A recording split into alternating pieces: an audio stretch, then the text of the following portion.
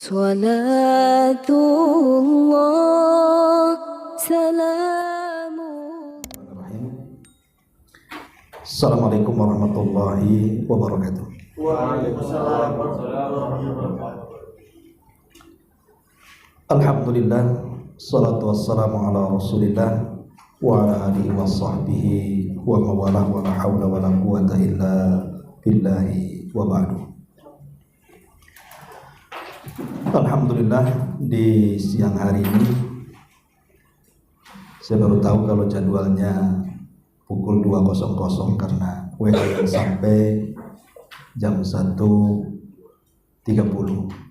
Jadi saya minta maaf mengganggu jadwal makan. Jadi mengaji sambil lapar, saya insya Allah lebih masuk biasanya. Iya, sama-sama laparnya masalah. Ya, kita lanjutkan kajian kita yang tertunda, kajian kumpulan 40 hadis Nabi SAW karya besar Imam An-Nawawi Asy-Syafi'i rahimahullah ta'ala. Dan kita sudah masuk pada hadis ke-10, kita baca hadisnya baru kita jelaskan. An Abi Hurairah radhiyallahu anhu qala qala Rasulullah sallallahu alaihi wasallam, innallaha tayyibun la yaqbalu illa tayyiban wa innallaha amara al-mu'minina bima amara bihi al-mursalin. Faqala ta'ala ya ayyuhar rusul kulu minat tayyibati wa'malu salihan. Wa qala ya ayyuhalladzina amanu kulu min tayyibatin ma razaqnakum. Thumma dzakara ar-rajulu yutilu as-safara ash'atha aghbar yamuddu yadayhi ila as-sama'i ya rabbi wa mat'amuhu haramun wa mashrabuhu haramun wa malbasuhu haramun wa ghudiya bil haram fa anna yustajabu lahu. Dari Abu Hurairah radhiyallahu an, dan Abu Hurairah adalah sahabat terbanyak yang menghafal hadis Nabi sallallahu alaihi wasallam di atas 5.000, dan hampir dalam semua bab kalau kita bicara soal Islam itu semua ada terselip hadis Abu Hurairah di dalamnya. Jadi bab dikata separuh Islam itu diriwayatkan oleh Abi Hurairah. Tentu namanya bukan Abu Hurairah, nama aslinya adalah Abdus Syamsi, hamba matahari. Karena biasa di zaman jahiliyah itu mereka selalu menggunakan nama dinasabkan kepada berhala. Tetapi setelah masuk Islam, maka Nabi SAW memberi nama dengan nama Islam, diganti dari Abdus Syamsi menjadi Abdurrahman ibn Sakhar. Dan begitu sunnahnya kalau ada mu'alaf yang masuk Islam dan namanya itu terkesan nama agama dia, maka kalau masuk Islam diganti dengan nama Islam. Tetapi karena dia suka kucing, bukan kucing garong ya, kucing kecil, makanya Hurairah itu kucing kecil. Kalau Hirrah itu kucing garong. Jadi kalau Abu Hurairah berarti penyuka anak kucing. Dan tidak mengapa kita juga suka dengan kucing. Tapi karena kucing ini juga najis kotorannya, najis kencingnya, maka harus hati-hati. Sebaiknya kalau merawat kucing ya di teras sajalah, jangan seperti saya lihat di YouTube itu sampai tidur sama-sama kan itu ya. Ada orang tidur sama kucing, tidak mau sama suaminya. Ini kan masalah ya kan. Kita tidak tahu, mungkin dia habis habis kencing, naik pula ke tempat sholat, ke tempat tidur kan, jadi bahaya ibadahnya. Sementara syarat dari diterimanya ibadah itu harus suci tempat. Boleh artinya menyukai kucing, tapi jangan anjing, karena anjing itu selain juga haram, kalau merawatnya itu setiap hari dikurangi pahalanya sebesar gunung Uhud. Belum tentu satu hari kita dapat pahala segitu, tapi jelas kurangnya gitu ya. Jadi Abu Hurairah radhiyallahu anhu adalah sahabat yang terbanyak meriwayatkan hadis Nabi SAW secara hafalan. Adapun secara tulisan ada lagi sahabat namanya Abdullah ibn Amr ibn As radhiyallahu anhu. Abu Hurairah radhiyallahu anhu meriwayatkan sebuah hadis dari Nabi sallallahu alaihi wasallam, "Innallaha thayyibun, la yaqbalullahu illa thayyiban." Allah itu baik dan tidak menerima kecuali yang baik-baik. Jadi Allah Subhanahu wa taala itu maha baik dan tidak menerima kecuali yang baik-baik. Maka berilah yang terbaik untuk Allah Subhanahu wa taala. Kalimat la yaqbal, Allah tidak menerima kecuali yang baik-baik. Dalam ibadah itu ada yang diterima oleh Allah Subhanahu wa taala, ada yang tidak diterima. Boleh jadi mungkin tidak diterima karena kurang syarat-syaratnya, atau mungkin melanggar rukun-rukunnya sehingga tidak diterima dan harus diulang. Seperti sholat tanpa wudhu tidak diterima sholatnya sampai dia berwudhu. Atau ketika sholat wajib sanggup berdiri malah duduk, tidak sah sholatnya karena berdiri dalam sholat wajib itu hukumnya rukun. Lain kalau sholat sunnah hukumnya sunnah saja. Tetapi diterimanya amal juga ada dua macam. Jadi ada yang diterima dengan diberikan pahala, ada yang diterima tanpa pahala tapi diterima sholatnya. Contoh umpamanya Anda sholat tetapi dalam sholat itu seolah-olah tidak sedang sholat. Jadi dari awal sholat sampai akhir sholat itu seolah-olah tidak sedang sholat. Boleh jadi mungkin kepikiran habis bertengkar dengan pasangannya, bertengkar dengan istrinya, bertengkar dengan suaminya, jadi ke bawah sholat. Berencanakan ngomong apa di sholat nih. Ya. Atau mungkin kepikiran bisnisnya, kepikiran hutangnya, kepikiran mau safar.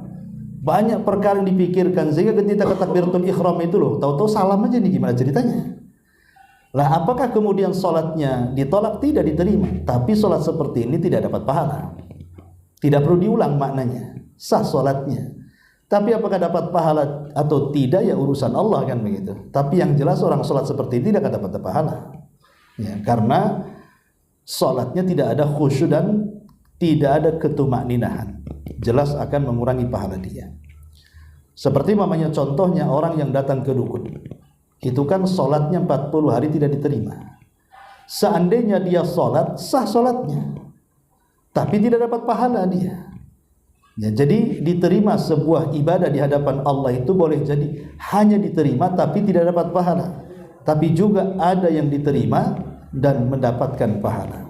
Itulah kalimat la yaqbal illa thayyiba. Allah tidak menerima kecuali yang baik-baik, di mana selain diterima juga dia dapat pahala. Karena di zaman dulu kita dengarlah, kalau kita dulu dengar nonton film Robin Hood, ya kan? Itu kan mencuri barang-barang, uang, kemudian disedekahkan kepada fuqara dan masakin. Kan ada tuh cerita kayak gitu ya. Apakah kemudian diterima seandainya Robin Hood itu muslim? Apa diterima atau ibadahnya Robin Hood? Dia kan mencuri, diberikan kepada fuqara masakin, zahirnya kan bagus. Tapi harta yang disedekahkan kan tidak bagus. Makanya di sini Allah mengatakan innallaha thayyib. Allah itu maha baik. Tidak menerima kecuali yang baik-baik. Dari sini menunjukkan bahwa bukan hanya disalurkan kemana harta itu, tetapi juga akan ditanya dari mana kau dapatkan. Karena dari mana itu menentukan kemana. Kalau seandainya ditanya dari mana kau dapatkan harta, dari yang halal, ketika disalurkan ke yang baik berpahala dia. Tapi kalau ditanya dari mana, dari yang haram, kalau disalurkan kepada yang baik berpahala tidak, karena Allah tidak menerima kecuali yang baik-baik. Itu harus dipahami. Ya. Seandainya kemudian dia punya harta haram, macam mana caranya? Umpamanya dia punya riba, dia nabung di bank, otomatis ada bunganya. Bunganya wajib diambil, jangan tidak diambil. Alasannya riba, ngapain diambil? Jangan, itu sama dengan memberi riba kepada orang bank. Ambil ribanya. Berarti kalau mengambil uang riba berarti ada uang haram itu di dalam diri harta kita. Bagaimana caranya?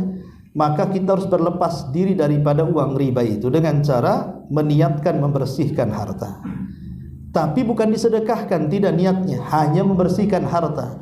dia dapat pahala itu karena ada niat ingin membersihkan hartanya, bukan karena ingin sedekah, karena sedekah dari uang haram tidak akan diterima. Seperti kisah Robin Hood tadi jadinya. Ya, jadi kalau ingin membersihkan harta yang sudah ada pada diri kita, maka selamatkan dengan cara membersihkan harta. Atau umpamanya dulu pernah dapat judi online atau judi togel, dapat banyak dia. Satu hari dapat togel diceramai kiainya, sadar dia. Kemana nih uang ini? Apa disedekahkan?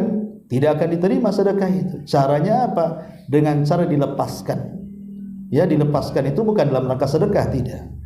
Mungkin carilah bangunan-bangunan umum yang sifat-sifatnya dihinakan, seperti pembuatan jalan, jembatan, atau mungkin WC-WC umum di pesantren, di masjid, di yayasan, panti asuhan yang sifatnya umum. Ya, dan niatnya bukan sedekah, ingat. Niatnya itu membersihkan harta. Di situ letak pahalanya. Nah, di sini Rasulullah SAW mengatakan, Innallaha thayyibun la yaqbalu illa thayyiba. Allah itu baik, tidak menerima kecuali yang baik-baik. Kemudian Nabi SAW mengatakan, wa innallaha amaral mu'minin bima amara bihil mursalin.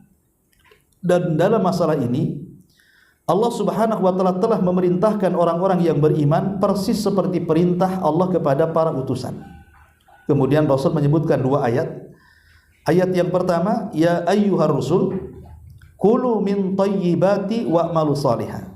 Wahai para utusan, para rasul, para nabi, makanlah dari yang baik-baik dan beramalah dengan amal yang baik. Wa qala ta'ala, dan Allah juga berfirman, ya ayyuhalladzina amanu kulu min thayyibati ma razaqnakum. Wahai orang-orang yang beriman, makanlah dari yang baik-baik yang kami rizkikan kepada kalian. Jadi perintah memakan makanan yang baik itu adalah bukan hanya perintah kepada kita, jadi kepada seluruh para nabi juga diperintahkan. Maknanya kalau semua para nabi yang tidak mungkin memakan yang haram diperintahkan untuk makan yang baik, apalagi kita yang bukan nabi. Berarti ayat ini lebih pas untuk kita. Ma'asyiral muslimin wal muslimat rahimakumullah. Sebelum saya lanjutkan, ada sedikit faedah. Kita tahu bahwa para salaf, maksudnya para salafun as-salih, itu sangat takut sekali dengan satu ayat di dalam Al-Qur'anul Karim. Ayat apa itu? Innama yataqabbalullahu minal muttaqin. Ayat yang menceritakan tentang kisah Qabil dan Habil. Jadi dahulu kisahnya, mungkin sudah ma'ruf semuanya, Qabil ini disuruh berkorban, begitu juga Habil. Dan siapa yang diterima korbannya berarti dia berhak mengambil pasangannya. Karena Qabil ini memang dari awal sudah hasad dengan Habil, makanya dia sangka bahwa ini adalah perintah asal-asalan dari ayahnya Adam. Makanya dia tidak serius ketika berkorban. Asal-asalan dia berkorban. Sementara Habil itu karena mewarisi sifat ayahnya Adam, dia tahu ini dipersembahkan untuk Allah, tidak mungkin kecuali yang baik-baik. Makanya kemudian Habil pun berkorban dengan kambing yang paling layak untuk dikorbankan. Dan Allah takdirkan, Allah terima korbannya Habil dan Allah tolak korbannya Qabil. Kemudian Qabil marah. Karena marahnya dia mengancam Habil untuk membunuh dia.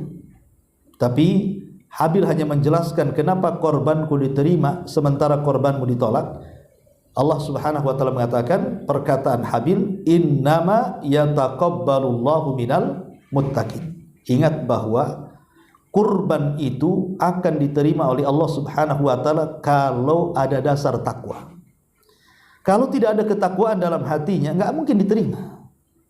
Lah ayat inilah kalimat yang terakhir yang membuat para ulama dulu sangat takut. Innama yataqabbalullahu minal muttaqin. Allah itu hanya menerima amal apapun dari orang-orang yang bertakwa. Pertanyaannya, apakah kita ini sudah bertakwa atau tidak? Dan siapa yang bisa mengetahui kita bertakwa atau tidak? Dan siapa yang bisa menilai saya bertakwa atau tidak? Itu tidak ada yang tahu kecuali Allah Subhanahu wa ta'ala. Disitulah kaum salaf dulu sangat takut. Karena tidak bisa menilai orang ini takwa atau tidak. Karena itu kan amalan hati takwa itu. Makanya ayat ini sangat ditakutkan mereka. Sampai-sampai saya nukilkan beberapa perkataan ulama salaf. Di antaranya adalah perkataan Al-Fadalah ibn Ubaid rahimahullah ta'ala. Apa kata Fadalah ibn Ubaid ini? Qala la an a'lamu anna Allah taqabbal minni mithqala habbatin ahabba ilayya minad dunya wa ma fiha li'annahu ta'ala yaqul innama yataqabbalu Allahu minal muttaqin.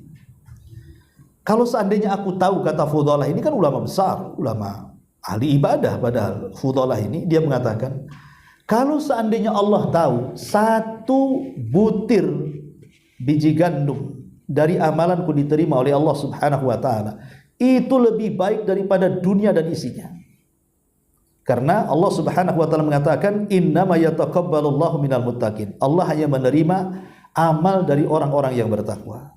Berarti kalau kita tahu nih, walaupun sebiji darah amalan kita ini diterima, berarti kita ini termasuk orang yang bertakwa, itu masalahnya. Tapi masalahnya siapa yang tahu? Makanya Abi Dzar Al-Ghifari radhiyallahu an, orang yang paling zuhud, rajin ibadah pun dia mengatakan, apa kata Abi Dzar Al-Ghifari? La in astaiqin anna Allah qad taqabbala minni salatan wahidatan ahabbu ilayya minad dunya wa ma fiha. Di anna Allah yaqul innama yataqabbalu Allahu minal muttaqin. Kata Abi Dzar, seorang sahabat Rasul yang ahli ibadah, luar biasa ibadahnya Abi Dzar ini. Tetap dia mengatakan, kalau seandainya aku punya keyakinan Allah menerima satu solat saja, tidak usah banyak-banyak, tidak usah ribuan solat yang sudah ia lakukan, satu solat saja aku tahu solatku diterima oleh Allah, ini lebih baik dibandingkan dunia dan isinya. Karena menunjukkan bahwa aku termasuk orang yang bertakwa masalahnya. Bahkan Abdullah ibn Umar radhiyallahu anhu mengatakan, kalau seandainya satu sujudku diterima Allah, aku bisa siap mati besoknya. Kalau hari ini aku ini sholat dan sujudku aku tahu diterima Allah, aku siap mati katanya. Kenapa? Karena mati di atas ketakwaan. Lah dari sini menunjukkan bahwa inilah ayat yang paling ditakutkan oleh para ulama. Jangan sampai kemudian kita ini beramal tapi tidak diterima. Jangan sampai kita beramal tapi ditolak. Makanya Allah itu baik tidak menerima kecuali yang baik-baik.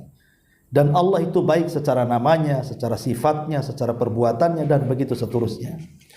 Nah di sini Nabi SAW mengatakan bahwa lah di antara sifat Allah baik dan tidak menerima kecuali yang baik-baik adalah persoalan makan dan minum kita.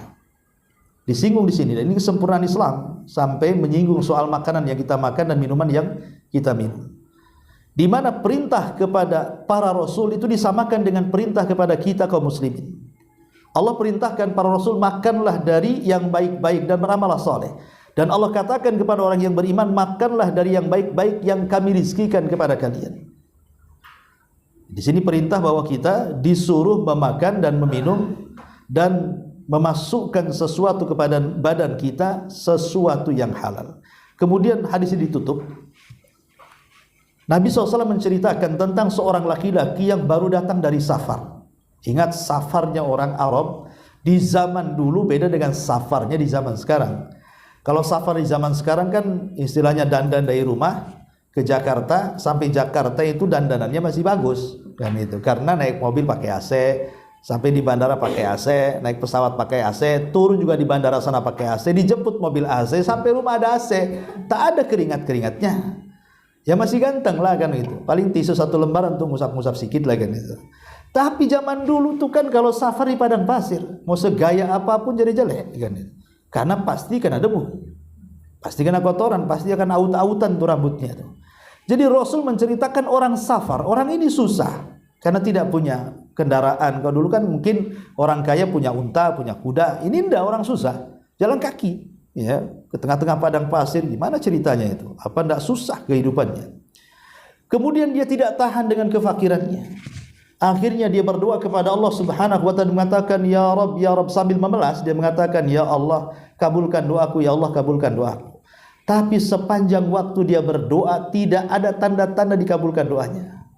Padahal dia mengangkat kedua tangan, dia pun merengek kepada Allah, kondisinya sedang safar dan dia pun susah. Harusnya orang seperti ini dikabulkan doanya.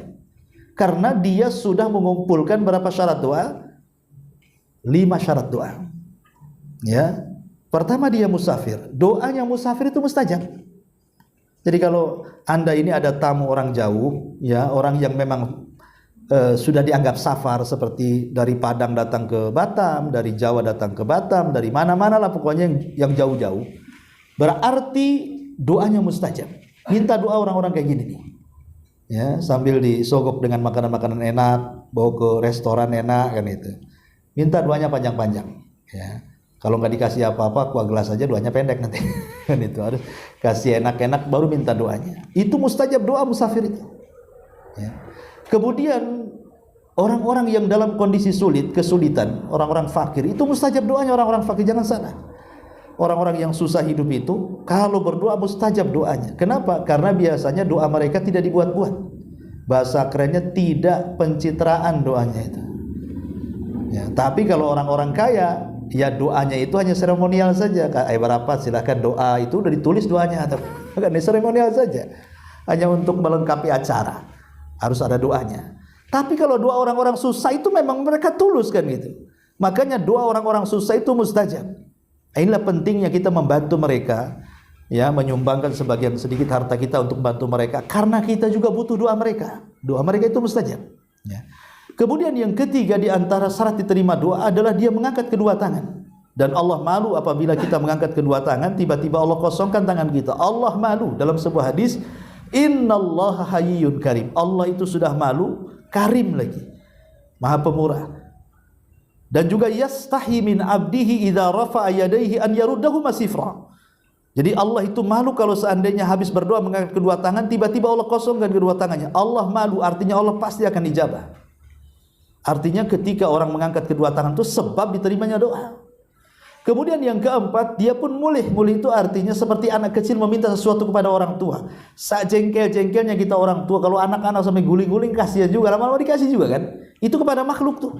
Macam mana kepada Allah Azza wa Jalla. Kemudian dia menyebut kalimat Rabb, itu menunjukkan tauhid. Ya Rabbi, ya Rabbi. Ya, ketika kita berdoa menyebut nama Rabb pasti diijabah. Pertanyaannya, orang ini sudah punya 5 syarat dikabulkan doa. Tapi kenapa ditolak doanya? Rupanya Nabi SAW berikan alasannya. Kata Nabi SAW, bagaimana akan diterima doanya? Wa mat'amuhu haramun, wa mashrabuhu haramun, wa malbasuhu haramun, wa ghudhiya bil haram, kata Rasul. Pertama, makanan minumnya haram. Dia makan yang haram, dia minum yang haram. Baik haram itu secara zatnya atau cara pembeliannya. Secara zatnya umpamanya minum khamr, memang haram zatnya. Mau dibeli dari harta halal pun namanya zatnya haram, ya tetap haram. Makan daging anjing, makan daging babi, walaupun dibeli dari hasil yang halal tetap haram karena zatnya haram. Ya. Ataupun haram itu karena belinya, uang yang dibelikan itu. Mungkin bendanya halal. Beli nasi pecel, beli rawon, beli gulai, halal. Apalagi yang jual seorang muslimah. Tapi cara ngambil uangnya mungkin hasil korupsi, mungkin hasil ngambil hak orang, mungkin hasil curang dan begitu seterusnya. Yang tadinya makanan itu halal jadi haram karena dibeli dari benda-benda haram yang dia usahakan. Ya. Kemudian kata Nabi SAW, wa malbasu haram, pakaian yang dipakai pun haram. Ya karena belinya tadi. Boleh jadi mungkin zatnya pakaian itu dari sutra, semua dari sutra, bagi laki-laki kan nggak boleh. Bagi perempuan ya boleh, tapi bagi laki-laki nggak boleh. Atau cara membelinya dia bukan sutra, mungkin batik gitu ya, atau pakaian merah putih gitu ya, ada masalah kan itu. Tapi caranya dia mencari dari harta yang diharamkan, tetap haram pakaiannya.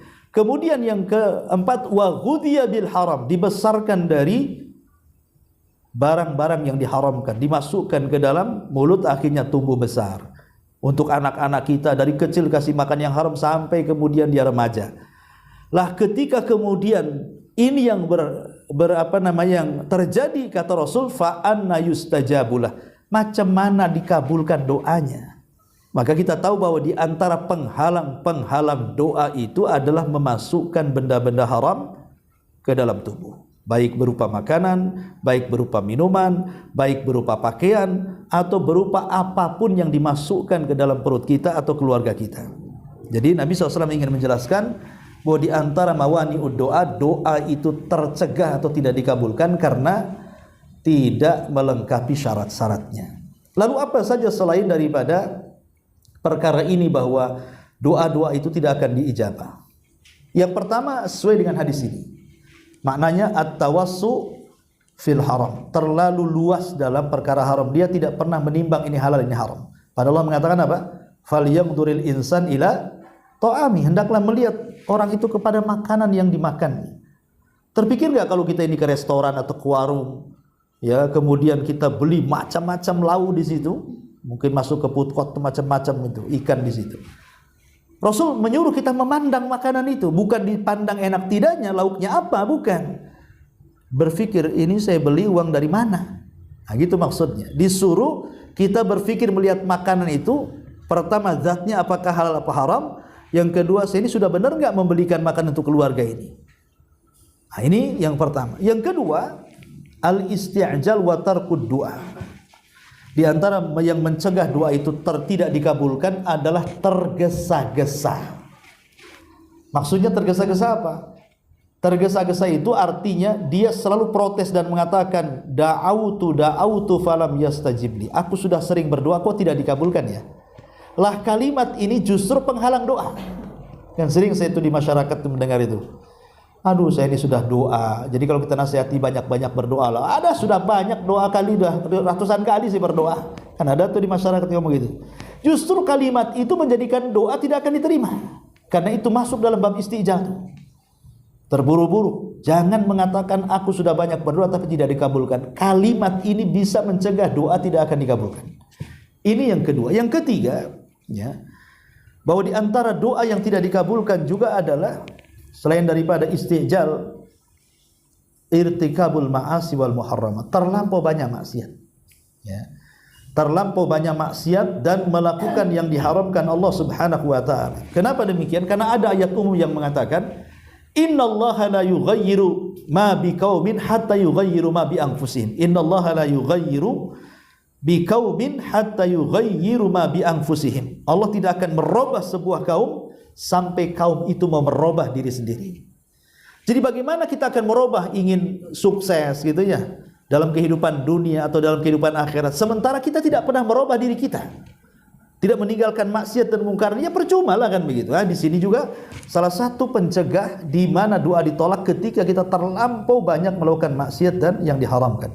Kemudian yang keempat, tarkul wajibat, meninggalkan kewajiban, seperti meninggalkan sholat 5 waktu, ya, meninggalkan berbakti kepada orang tua, atau istri mungkin meninggalkan kewajiban hak dia kepada suami, atau seorang suami juga meninggalkan hak kewajiban kepada istri dalam memberikan nafkah, dan banyaklah kewajiban-kewajiban dalam kehidupan ini. Lah orang yang banyak meninggalkan kewajiban, baik kewajiban kepada Allah ataupun kepada makhluknya, maka ini kata ulama juga salah satu penyebab doa itu tidak dikabulkan. Atau boleh juga yang terakhir, yang keenam, boleh juga ini adalah hikmah Rabbani. Hikmah Rabbani itu maksudnya syaratnya sudah terpenuhi. Maksudnya syarat-syarat dikabulkan doa itu sudah terpenuhi.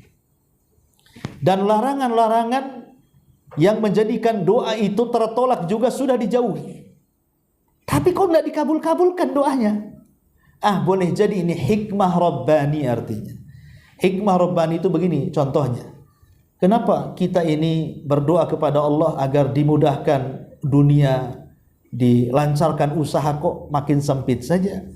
Kok makin susah saja usaha? Boleh jadi kalau Allah kabulkan doa kita yang tadinya miskin jadi kaya, boleh jadi kita melampaui batas. Sehingga Allah tidak kaya-kayakan dia, sengaja dimiskinkan aja, biar tidak melampaui batas.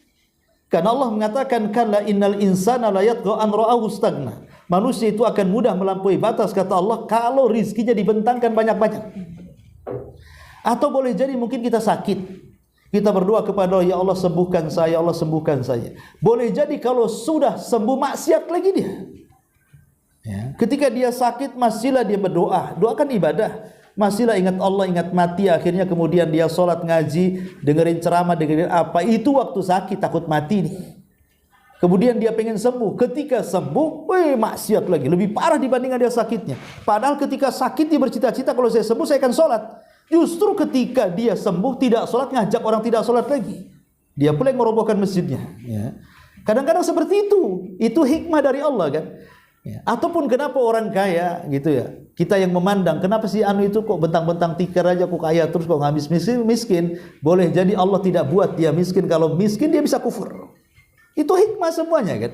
Makanya apa yang kita anggap baik belum tentu baik di hadapan kita, boleh jadi buruk di hadapan Allah. Sesuatu yang kita anggap buruk di mata kita belum tentu juga buruk di mata Allah. Bisa saja di balik itu ada kebaikan. Makanya Allah mengatakan wa asa an takrahu syai'an wa huwa khairul lakum. Boleh jadi yang Anda anggap buruk itu baik pula di hadapan Allah. Seperti dulu saya ceritakan ada seorang kakek berpoligami. Ya. Kakek ini berpoligami. Dia anaknya sudah banyak, kaya raya. Dia sudah dapat istri cantik, cuman sudah tua masalahnya, hilang cantiknya. Ya, kemudian anaknya banyak. Akhirnya karena kaya, dia ingin berpoligami. Orang kaya itu cuma satu, pasti ingin kawin lagi kalau laki-laki. Kalau perempuan ya banyak-banyakin tas, banyak-banyakin sepatu kan itu. Banyak-banyakin emas dan begitu seterusnya, lebih ke perhiasan. Kalau laki-laki itu pasti ke situ. Jadi ada orang tua ini karena masih kaya ingin poligami, dapatlah anak gadis. Subhanallah. Anak gadis ini dia rela dinikahi kakek-kakek ya karena masalah urusan dunia. Kan banyak viral di negeri kita juga kan. Ada kakek-kakek nikah dengan umur 15 tahun ya karena dia kaya. Kalau dia miskin mana mau, nenek-nenek pun tak mau. Ya. Apalagi seorang gadis kan biasanya hanya melihat kekayaan saja, entah dipaksa orang tuanya atau mungkin karena kehendaknya. Ya. Akhirnya menikah dengan mahar yang besar. Entah kenapa di malam pernikahan itu ketika hendak diajak berhubungan nolak si gadis ini. Entah cinta apa pokoknya ditolak dan minta dicerai malam itu juga. Ya gimana sang kakek ini, itu yang diharapkan pengen nikah, pengen poligami, sudah poligami di malam pertama pula si gadis minta cerai. Karena kasihan ya sudah diceraikan. Akhirnya setiap malam ini si kakek berdoa kepada Allah. Apa doanya? Allahumma rudda ilayya ya Rabb. Ya Allah kembalikanlah gadis itu untukku. Ya Allah kembalikan gadis itu untukku. Tapi Allah tidak kabulkan keinginannya. Rupanya si gadis itu menikah lagi dengan laki-laki lain, tapi tidak dipoligami. Tapi masalahnya yang menikahi juga sama juga kakek-kakek. Jadi spesialis kakek-kakek rupanya. Jadi dia dapat kakek-kakek juga, tapi tidak dipoligami. Selang 1 hari menikah dengan suaminya yang baru, rupanya dia sakit payudaranya. Ketika kemudian didatangkan ke rumah sakit, rupanya dia kanker payudara sebelah kiri. Dan kata dokter mengatakan ini sudah akut, harus dioperasi. Coba bayangkan, suami kedua ini tidak merasakan nikmat dengan istri pertamanya kan? Karena di hari H-nya sakit dia, belum digauli sudah sakit. Ya namanya suami harus bertanggung jawab lah karena sudah jadi istrinya. Akhirnya ya diobati sampai berbulan-bulan dirawat di rumah sakit sampai koma. Kemudian Allah takdirkan sembuh, tapi hilang payudaranya kalau dioperasi. Allah takdirkan setelah sembuh rupanya kankernya sudah merembet ke payudara yang sebelah kanan. Kata dokter harus dioperasi juga. Akhirnya dioperasi, koma lagi sampai 2 tahun lebih. Habis nih kekayaan si suami baru ini hanya untuk mengobati istrinya. Akhirnya bankrupt dia. Ujung cerita endingnya meninggal juga si gadis itu. Coba bayangkan, kalau seandainya doa si kakek yang pertama, ya Allah kembalikan gadis itu kepadaku, kemudian Allah kembalikan, kira-kira apa yang terjadi? Bisa habiskan duitnya itu untuk mengobati istri yang kedua saja kan? Dia punya anak, punya istri yang pertama, tapi Allah tidak kabulkan kan? Kenapa Allah tidak kabulkan? Boleh jadi yang dianggap buruk oleh si kakek ini baik di hadapan Allah kan? Sebab kalau dikembalikan begini dicarinya, habis duit dia untuk mengobati orang kan? Itu salah satu contoh bahwa jangan pernah menganggap sesuatu yang buruk itu buruk. Karena tidak ada keburukan yang 100% sebagaimana tidak ada kebaikan yang 100%. Di balik keburukan itu ada kebaikan, di balik kebaikan itu pasti ada keburukan. Lah dari sini kita tahu bahwa bisa jadi doa tidak dikabulkan itu karena hikmah Rabbani namanya ya. Memang Allah sengaja membuat dia tidak dikabulkan karena ada kebaikan untuk kita yang kita tidak tahu. Kan Allah yang menciptakan kita, dia yang tahu maslahat kita. Bahkan dia lebih tahu daripada kita. Dari kita diri sendiri sih kita tidak tahu masalah kita apa, tapi Allah tahu. Makanya terkadang ada beberapa doa itu yang sengaja Allah tidak dikabulkan di dunia. Karena hikmah Rabbani gitu maksudnya ya. Ada hikmah Rabb Allah Subhanahu wa taala. Adapun tentu sebagai muslim, ya doa itu tidak ada ruginya. Doa itu tidak ada ruginya. Dikabulkan ataupun tidak pasti dikabulkan. Cuma namanya doa itu kan pengabulannya ada cash. Hari ini berdoa 1 minggu tahu-tahu sudah dikabulkan. Banyak hutang.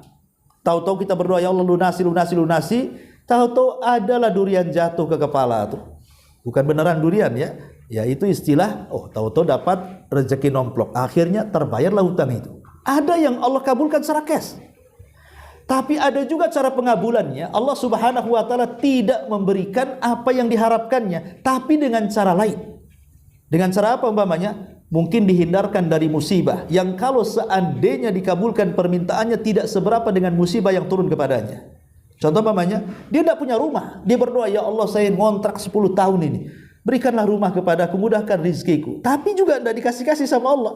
Tetap saja dia jadi tukang bangunan, tetap juga dia jadi tukang ojek, tetap juga ya ibaratnya yang kecil-kecil usahanya dan secara akal mustahil membeli rumah kecuali nyicil. Ya. Rupanya ketika dia sedang di jalan raya, harusnya dia ketabrak. Tapi Allah selamatkan. Boleh jadi mungkin motornya ringsek 90%, harusnya secara logika harus mati dia. Tapi dia tidak mati, terpental saja motornya yang kerindes. Coba bayangkan kalau seandainya dia ingin punya rumah, Allah kabulkan. Sementara dia ketabrak tronton kemudian mati, apa gunanya dia meminta rumah coba? Yang enggak sebanding dengan musibahnya kan? Lah terkadang doa itu memang kita tidak dikabulkan permintaan kita, tapi Allah kabulkan dengan cara lain. Kita minta nikmat, Allah kabulkan, Allah hilangkan bala dari kita. Itu cara pengabulan yang kedua. Yang ketiga, atau sama sekali tidak dikabulkan oleh di dunia, tapi akan menjadi celengan bagi kita di sorga. Boleh jadi amalan kita kurang di dunia, tapi tingkatan derajat kita di sorga itu Allah naikkan. Nah, dari sini kita tidak boleh bersuudzon kepada Allah saat berdoa, karena pengabulan Allah itu macam-macam jenisnya. Bisa Allah kabulkan secara cash, bisa Allah kabulkan dengan cara lain, bisa Allah tabung di akhirat sebagai peningkat derajat kita di sorga.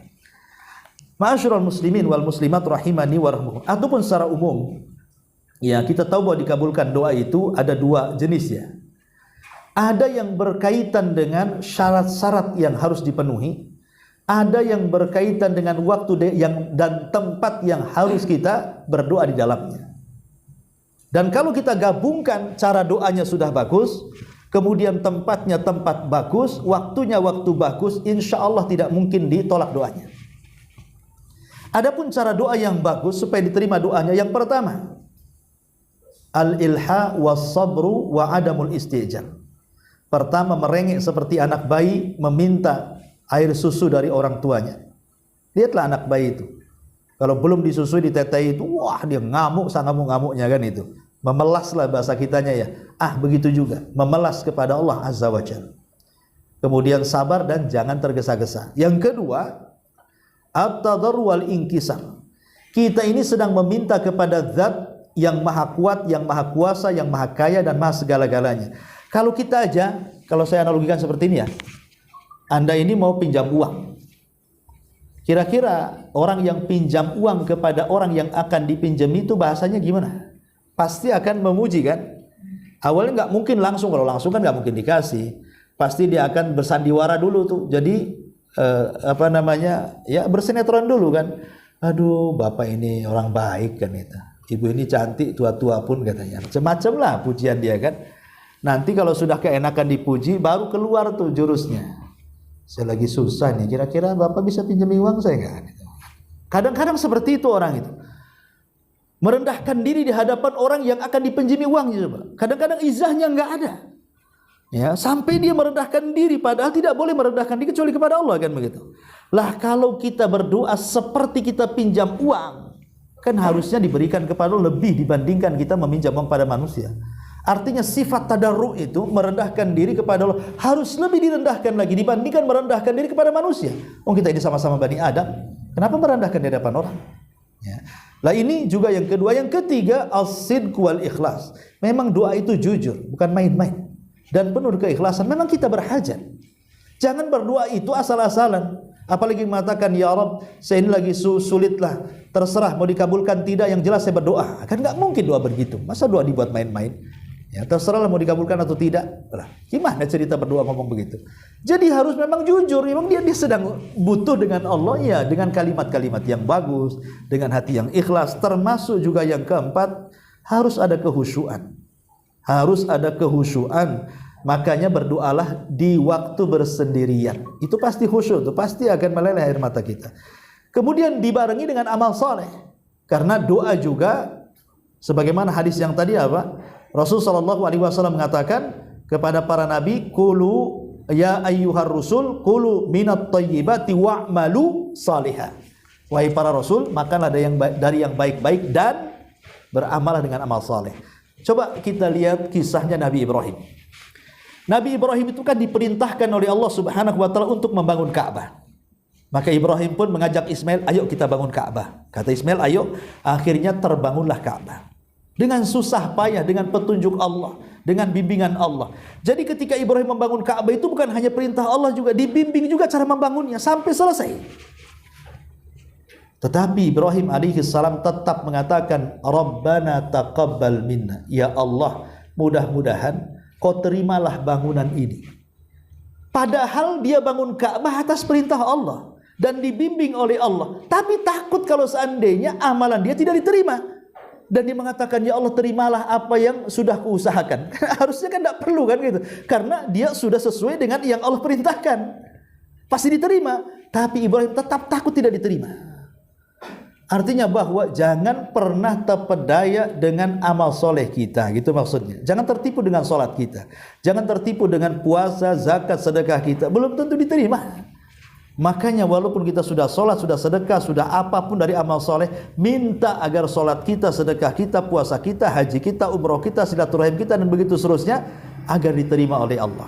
Itu maksudnya. Jangan tertipu dengan amal soleh.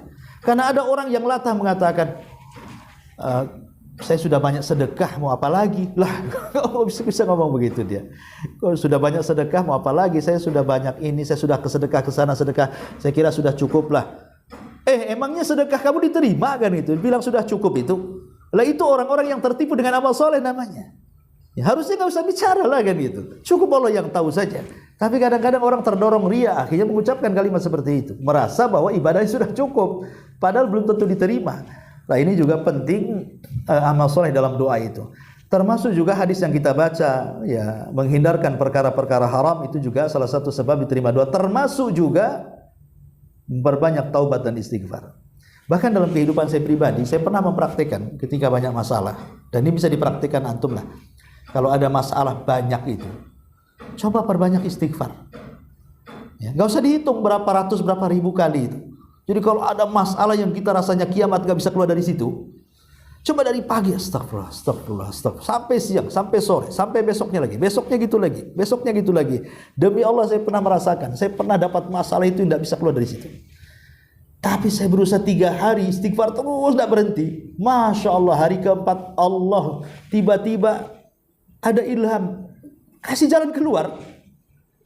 Lah ini ya tidak mungkinlah Nabi SAW dusta ketika dia mengatakan, "Man lazimal istighfar ja'alallahu min kulli dhiqin makhraja." Siapa yang melazimkan istighfar pasti perkara sempit akan diluaskan. Itu sabda Nabi, sahih hadisnya. Ya, tetapi jangan dibuat coba-coba, jangan. Coba-cobalah kata Ustaz. Nggak bisa. Ibadah itu jangan coba-coba. Kita menyembah kepada zat yang yakin, ya kita harus beribadah dengan keyakinan. Jangan dengan coba-coba. Ya harus yakin saja, bismillah saja. Coba istighfar terus-terusan, pasti Allah akan carikan jalan keluarnya. Nah, ini juga istighfar juga salah satu pintu diterimanya doa. Kemudian juga tidak berdoa dengan perbuatan dosa dan memutus silaturahim. Karena ada orang doa itu doanya buruk, karena mungkin dia pesaing. Ya Allah, bangkrutkan saja usaha sebelah itu, kurang ajar dia. Dengan adanya dia susah pula saya. Itu namanya doa keburukan, ada dosa di situ. Tidak bisa. Nabi saja ketika melaknat orang yang menyakitinya tidak dikabulkan. Di perang Uhud ada 3 orang yang membuat gigi gerham itu retak, tidak pecah, tidak ompong, retak giginya sampai keluar darahnya. Jadi Rasulullah SAW mengatakan, "Ya Allah, bagaimana akan beruntung sebuah kaum yang menyakiti nabinya." Kemudian dia sholat, setiap sholat 5 waktu dia kunut, namanya kunut nazilah, dan melaknat 3 orang ini. Allahumma al-anfulan, Allahumma, ini Nabi yang melaknat. Tapi Allah kabulkan? Tidak Allah kabulkan. Dan turun ayat menegur Rasul dan mengatakan, laisa laka minal amri syai'un. Tidak ada urusan bagimu bagi mereka, wahai Muhammad. Rupanya yang 3 orang yang memecahkan ataupun membuat retak gigi gerham Rasul masuk Islam. Padahal sudah dilaknat Rasul dalam kunut nazilah itu. 3-tiganya masuk Islam, 3-tiganya baik Islamnya, 3-tiganya mati syahid. Jadi tidak bisa kita ini mendoakan yang di situ penuh dengan perbuatan laknat dan juga dosa, itu alamat tidak akan dikabulkan. Kalau Nabi tidak dikabulkan, macam mana kita kan itu. Kemudian juga yang ke-9, ya tentu kalau ingin lebih dikabulkan lagi, bertawasulah kepada Allah Azza wa Jalla. Tawasul itu artinya kita meminta dengan menyebut nama-nama Allah. Dalam 99 nama Asmaul Husna itu ada nama-nama yang disebut dengan Asmaul Azim atau Ismul A'zam. Nama Allah yang agung. Kita tidak tahu yang mana satu. Memang ulama berselisih pendapat, maksudnya Ismul A'zam, nama yang agung itu ada yang mengatakan Al-Mannan, ada yang mengatakan Al-Hayyu Al-Qayyum, ada yang mengatakan Al-Jalal, Yadal Jalali wal Ikram, ada yang mengatakan Allah, ada yang mengatakan Rabb, macam-macam. Khilaf ulama lah tentang mana nama Allah yang disebut dengan Ismul A'zam itu. Tapi dalam 99 nama itu, seperti Aisyah mengatakan, ketika ditanya Aisyah, Lailatul Qadar itu hari apa? Kata Aisyah, Lailatul Qadar itu sama dengan Ismul A'zam dalam Asmaul Husna. Kalau saya tidak tahu di tanggal berapa, 21 kah, 23 kah, 25 kah, 27 kah, 29, maka Ismul A'zam dalam Asmaul Husna juga saya tidak tahu. Ya. Tapi kalau kita ingin bertepatan dengan Ismul A'zam ketika berdoa, baca aja semuanya. Pasti bertepatan itu. Kalau kita membaca nama Allah yang 99, pasti bertepatan dengan Ismul A'zam, dengan nama Allah yang agung.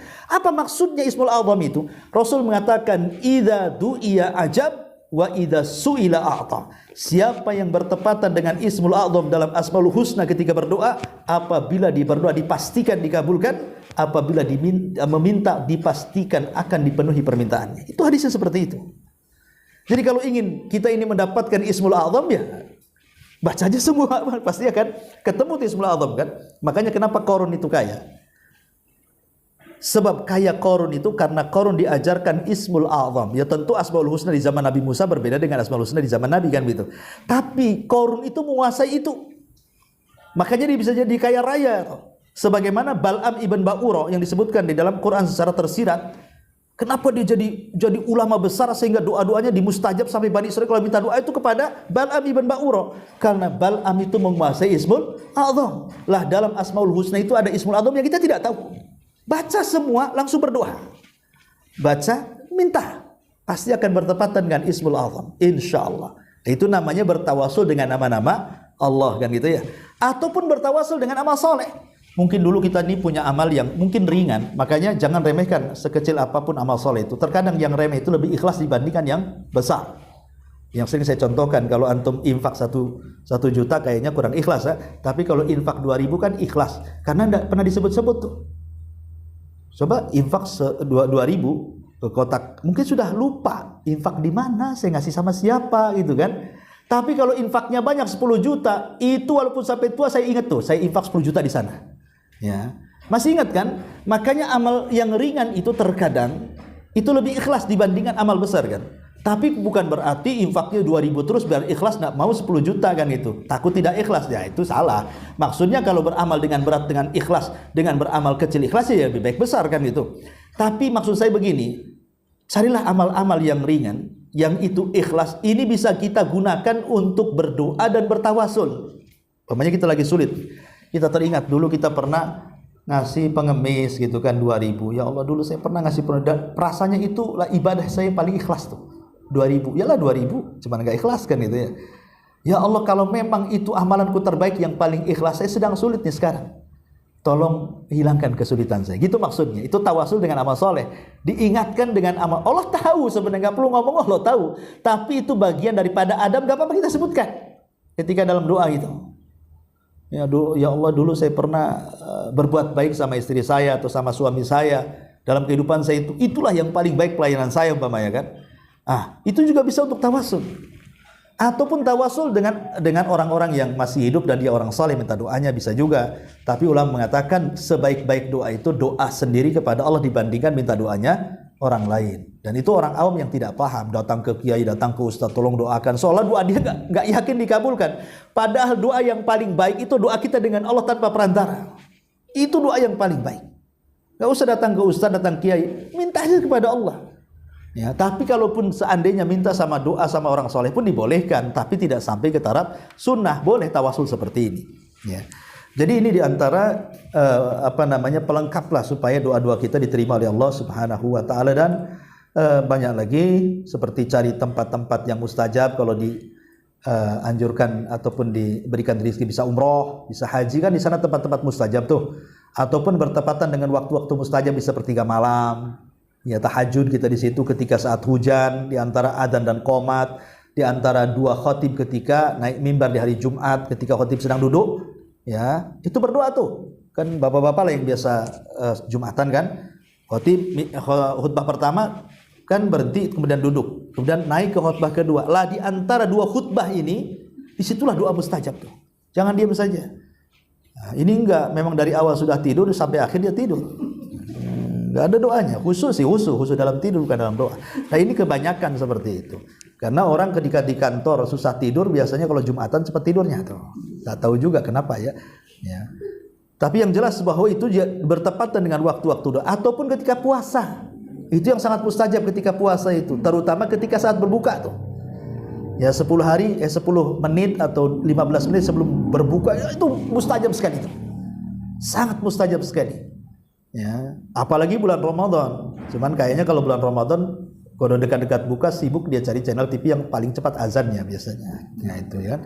Kemudian juga setelah sholat wajib jelas. Ya, kemudian di hari Jumat pada asar sampai maghrib jelas. Kemudian ketika safar, kemudian juga doa dari orang yang tidak tahu dia mendoakan kita. Makanya kenapa kita disuruh berbuat baik sama orang? Supaya orang itu mendoakan kita dan kita tidak tahu. Ya, doa orang yang tidak tahu sedang didoakan itu mustajab. Bapaknya kita mendoakan saudara kita yang mungkin ada kawan kita yang dipecat.